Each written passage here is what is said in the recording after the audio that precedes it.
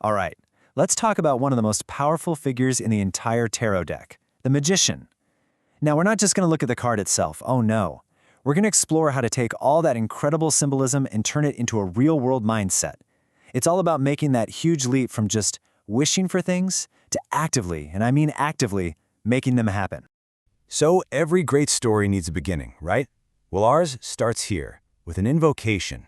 These are the words a man named Charles Farrington is about to use to tear down the wall between his imagination and his reality. And for him, trust me, this is way more than just poetry. This is the key turning in the lock. And this is where we meet our guy, Charles Farrington. See, he's not just some collector or a casual reader of old books. Nope, this man is on a mission. He is getting ready to do something that most people would say is completely impossible, to actually meet the living archetype behind the very first card of the major arcana. Charles steps into what he calls his summoning room. You can think of it like a sanctuary for the mind, a place where ideas can literally become real. He's got this incredible single-minded focus, right? He's holding the tarot card and he stands in front of this big, ornate mirror, ready to just shatter the veil between worlds. He says the words, and you can just feel the room shift.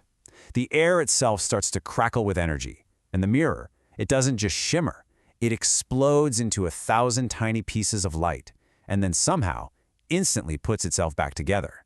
And right from that impossible doorway, a figure calmly steps through. The figure comes forward, and it's like the card has just walked right into the room. He's wearing this deep crimson cloak, the color of power and passion, and floating right above his head, that classic infinity symbol, the lemniscate, is just pulsing with energy. In front of him, a simple table appears, holding the 4 legendary tools of creation. And then the magician speaks. And his very first words, they cut right to the heart of everything we're talking about today.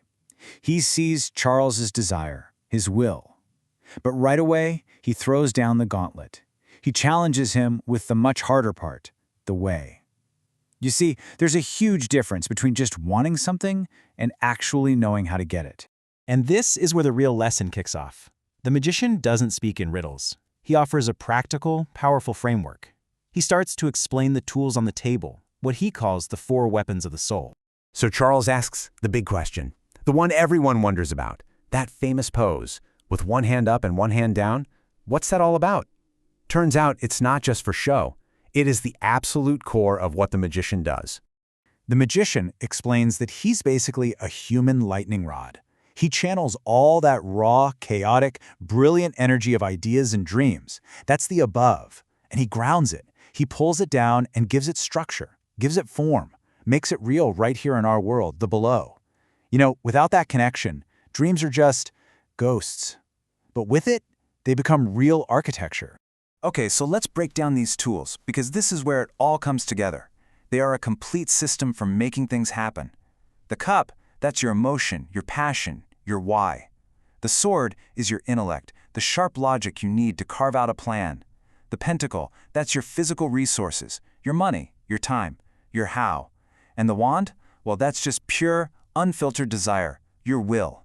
And here's the kicker.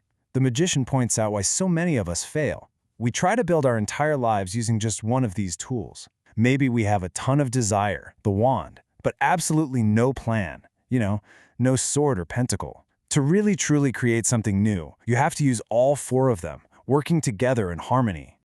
This brings us to the absolute core of the whole encounter.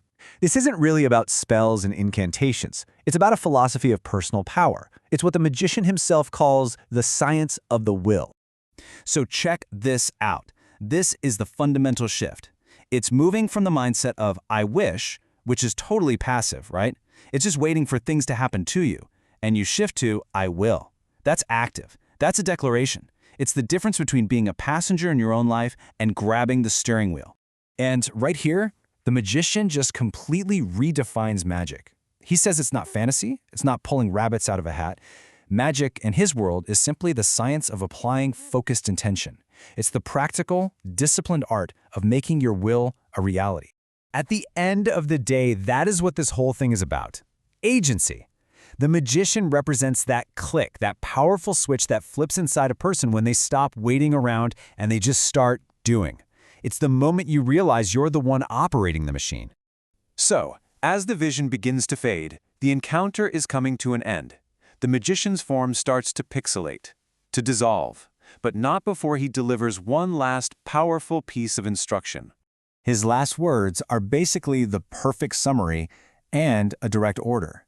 He says time is just an illusion, reminding Charles and all of us that we already have the tools we need right in front of us. And then he leaves with that final epic command, manifest your world. And bam, the effect is instant. Charles wakes up and he's not the same person. He isn't just a writer planning his book anymore. He's a creator who is writing it. That encounter turned all of his potential energy into actual kinetic action. The wish became will, and the will became reality. And so, that final lesson gets passed from him to Charles and now to you.